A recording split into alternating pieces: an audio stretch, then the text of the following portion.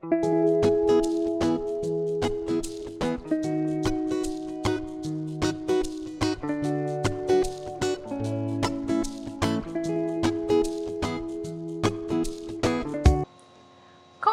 o nosso exercício da Unifesp, a gente tem mais um desenho de um circuitinho, mas esse a gente vai ficar um pouquinho esperto, porque não é um circuitinho simplesinho, normalzinho.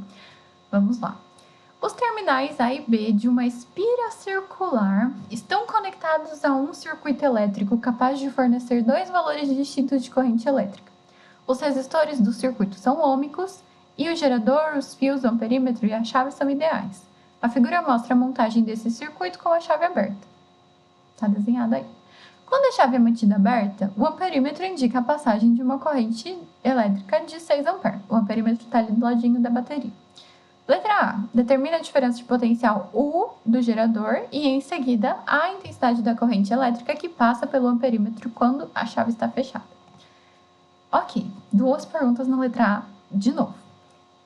Primeiro, ele quer saber a DDP do gerador. Ele quer saber o U. Com a chave aberta, a gente sabe que a corrente que passa é 6 A. Quando a chave está aberta, aquela partezinha de cima do circuito, ali onde tem o resistor de 30 ohm, não está passando corrente, porque está aberto. Para passar corrente precisa estar fechado. Então, ali é como se nem existisse. Aquela partezinha ali de cima, o 30 ohm, ele é completamente ignorado. O caminho que a corrente faz é só ali embaixo. Ele só passa pelo 60 ohm, pela espira, pelo amperímetro e volta para a bateria normal, certo? Então, a única coisa que está gastando aí a DDP é o próprio resistor de 60 ohm. Então, a gente sabe que ele tem 60 ohm e a gente sabe que nessa situação a corrente vale 6 A. Então, a gente quer o U para uma corrente de 6 A, que é o I, e um resistor de resistência igual a 60 ohm, que é o único que está passando corrente. Temos I e R, queremos U. É só fazer URI. Então, U, R vezes I, 60 vezes 6, 360, unidade de medida da DDP, volt, exatamente. Ok, essa é a primeira parte da letra A. Em seguida, ele vai falar, fechamos a chave. Qual é a resistência, qual é o valor da corrente que vai passar agora? Se a gente fechar a chave, o que vai acontecer? A partir do momento que a gente fechou, a corrente, a hora que ela chegar naquele primeiro nozinho, na primeira divisãozinha, ela vai se separar em duas partes. Uma parte vai lá para o 30 e uma parte vai continuar passando pelo 60. Então, nesse momento, a corrente se divide em duas partes que não são iguais, porque os resistores não são iguais. Então, tem uma parte 1 que vai lá para cima e uma parte 2 que vem aqui para baixo. Existindo essa subdivisão, a gente tem certeza que os resistores de 30 e de 60 ohm estão em paralelo, porque se não tivesse subdivisão eles estariam em série, mas como dividiu, eles estão em paralelo. Lá no final, a corrente se junta de novo e aí tá tudo bem, ela segue a vida, né? Então, nossos resistores estão em paralelo, a corrente total é a soma das duas correntinhas que estava passando em cada um. Mas, se a gente fizer a resistência equivalente, a gente vai imaginar como se esses dois resistores fossem uma coisa só.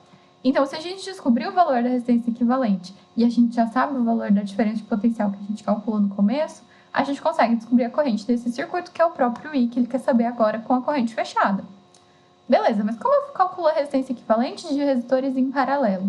Em especial, para um caso em que a gente tenha só dois resistores, a gente pode usar aquele caso especial de dois, que é o produto pela soma. Então, a resistência equivalente de dois resistores, produto é a multiplicação dos dois, 30 vezes 60, e a soma é a soma dos dois, 30 mais 60. Aí a gente vai usar o truque. 30 mais 60 dá 90. Então, eu vou somar o de baixo e vou deixar o de cima do mesmo jeito. 30 dividido por 90, eu consigo simplificar, vai ficar 3 embaixo, 1 em cima, nem preciso escrever. E a minha resistência equivalente, 60 dividido por 3 dá 20 ohm. Essa é a resistência equivalente. Vou pensar no meu circuitinho equivalente. Com a DDP de 360 volts, a resistência de 20 ohm, qual é a corrente? Vou substituir isso aqui. 360 é 20 vezes I, passo dividindo, vai ficar 36 dividido por 2, que dá 18 ampere. E essa é a corrente que passa quando a chave está fechada. Então, a corrente era 6 a hora que estava a chave aberta, a hora que fechou, virou 18 ampere. Beleza, isso é a letra A. Aí fecha tudo, vamos para a letra B. Na letra B, ele vai falar da espira. Então, ele fala que essa espira tem diâmetro. Lembra o que é diâmetro? Diâmetro é o dobro do raio, né? E ela é redondinha, então, beleza. E tem diâmetro de 4 vezes 10 elevado a menos 2 metros e a permeabilidade magnética do meio que a envolve vale 1,2 vezes 10 elevado a menos 6 Tesla vezes metro por ampere, tudo no sistema internacional. Para a circunstância em que a chave está aberta, chave aberta, indique na figura presente, no campo de resolução e resposta... Achei que eu tinha desenhado a figura, não desenho. A direção e o sentido do vetor campo magnético no centro da espira A e calcule a intensidade desse campo magnético no centro da espira. Então, também tem duas partes. Primeiro, desenhar a direção e o sentido do campo magnético no interior dessa espira, depois calcular o valor dele. Como é que a gente vai descobrir a direção e o sentido do vetor campo magnético nessa espira? Então, vamos pensar. Esse campo magnético que surge nessa espira, surge graças à corrente que está passando por ela. Se não tivesse corrente, não teria campo magnético nela. Beleza. O que acontece com essa corrente? A gente já tinha falado sobre isso na letra A, mas não dei muita ênfase para isso, né? Por que eu desenhei desse jeito a corrente? Porque a corrente sempre vai sair, o sentido convencional da corrente, é sempre saindo do positivo da nossa bateria. E o positivo da nossa bateria é o risquinho maior. O risquinho maior é o positivo, o risquinho menor é o negativo. Então, a nossa corrente ali da bateria está indo para a direita. Aí chega ali, ela vai subir, a gente está na situação da chave aberta, então nem vai dividir nem nada. Aí, chegando no B, ele vai estar subindo. Então, o que a corrente está fazendo na espira? Ela está subindo pelo B, ela vai dar a volta, vai descer pelo A, até que ela entra lá no negativo da bateria. Como é que a gente descobre campo magnético conhecendo corrente? Regra da mão direita, que era o que eu tinha escrito. Como é que faz regra da mão direita? Essa é a figura que estava lá no campo de resolução e resposta. Tem isso daí na figura, vocês vão ter que desenhar nela numa questão, numa prova que seja dissertativa, só vão olhar porque você escreveu ali. Então, o que a gente vai ter que fazer? Regra da mão direita, pega a sua mão direita, prepara ela nessa posiçãozinha de girar os dedinhos e deixar o dedão esticado, beleza? Então, direita, tá bom? Se vocês fizerem com a mão esquerda, vai dar tudo errado. O que a gente vai ter que pensar? Se a nossa corrente está girando ali na espira, então os nossos dedos vão representar a corrente e o nosso dedão vai representar o campo ali no meio da espira. O que estava acontecendo com a corrente? Ela estava subindo no B e descendo no A. Então, o caminho que a corrente faz é esse aqui. Então, a corrente vai estar subindo aqui do lado de lá, vai dar a volta dessa maneira aqui e o nosso dedão esticado. Olha o dedão vindo na minha cara, o dedão tá, ó.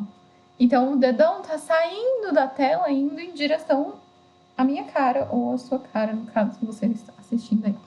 Então, ele vai estar saindo dessa espira. Como é que a gente desenha isso se é 3D e a folha não é 3D? Lembra da flecha? Lembra como se fosse o arco e flecha? Sabe quando você atira o arco e flecha?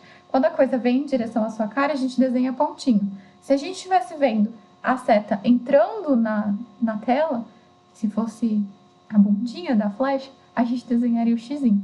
Mas como aqui tá vindo na nossa cara, aí é pontinho. Então, o campo tá saindo da folha, indo na nossa cara. Saindo da tela, indo na nossa cara. Beleza? Ok, então essa é a primeira parte, que é desenhar. Agora é calcular, né? Quanto vale, então, esse campo aí no meio da espira? Temos uma fórmula para o campo magnético em uma espira. B é o campo magnético, como vocês já perceberam, igual a μ0 vezes I dividido por 2 vezes o raio da espira. Tá, quais são os dados que a gente tem? μ0 é a permeabilidade magnética que ele falou, 1,2 vezes 10 elevado a menos 6. E com a corrente aberta vai ser 6 ampere. D é o diâmetro, que é 4 vezes 10 elevado a menos 2. E o diâmetro é 2 vezes o raio, que é exatamente o que tem ali embaixo. E ali, chave aberta, a corrente é 6 ampere. Beleza, eu vou substituir todo mundo então. 1,2 vezes 10 a 6 vezes 6. E embaixo, 2R, já é o próprio diâmetro, 4 vezes 10 elevado a menos 2. Ok, vamos fazer a conta então. O que a gente vai fazer?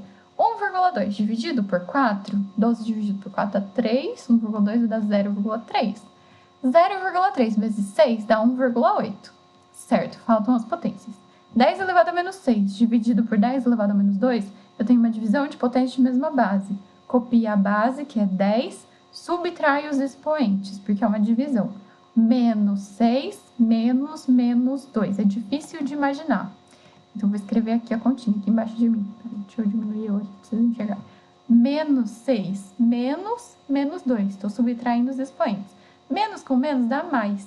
Menos 6 mais 2, eu vou ter que fazer essa conta imaginando, tipo, devo 6 e pago 2. Se eu devo 6 e pago 2, eu fico devendo 4. Então, menos 4.